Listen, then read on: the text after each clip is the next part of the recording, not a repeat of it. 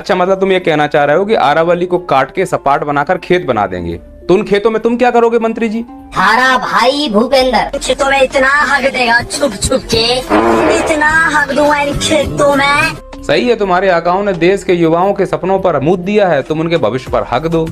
इन जैसे फर्जी देशभक्त मंत्री जो देशभक्ति की आड़ में देश के संसाधनों को बेच रहे हैं, बक्सवा के जंगल कट गए, हसदो के जंगल कट गए, सिंगरौली के जंगल कट रहे हैं, अरावली कटने की तैयारी में हम देख रहे हैं कटते हुए, और हमको लग रहा है कि ये देशभक्त लोग यह कह देंगे कि देशभक्ति के लिए, विकास के लिए कर रहे हैं, सब पैसे के लिए किया जा रहा है, किसी को देश की चिंता नहीं है, चाहे वो पक्ष हो या विपक्ष हो।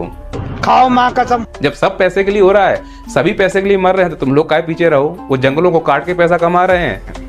मुद्दा यह है कि सरकार अरावली को विनष्ट करने के लिए मूड बना चुकी है, न्यायपालिका उसके साथ खड़ी हुई है कि 100 मीटर से कम ऊंची जितनी पहाड़ियां हैं अरावली की, उनको खत्म कर दिया जाएगा।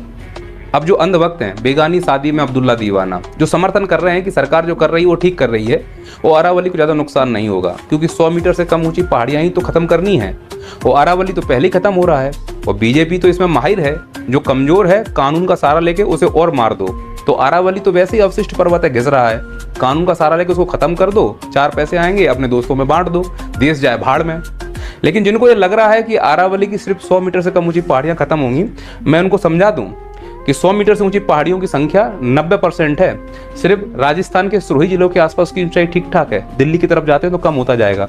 तो मान लो कि इस प्रकार से बिखरा हुआ है, छोटी छोटी पहाड़ियों को इस प्रकार से काट देंगे, तो ये जो गैप आ रहा है ना, इस गैप के बाद अगर आप देखोगे, ये भी कहा गया है कि यदि 2 पहाड़ियों के बीच में 500 मीटर से ज्यादा का गैप है, तो वो पहाड़ियां अरावली में इंक्लूड नहीं मानी जाएंगी, कंक्लूड नहीं मानी जाएंगी, तो वो वैसे ही खत्म कर दी जाएंगी। कुल मिलाकर ये जो काम करने वाली है बीजेपी, 90% से ज्यादा अरावली जड़ से खत्म हो जाएगी।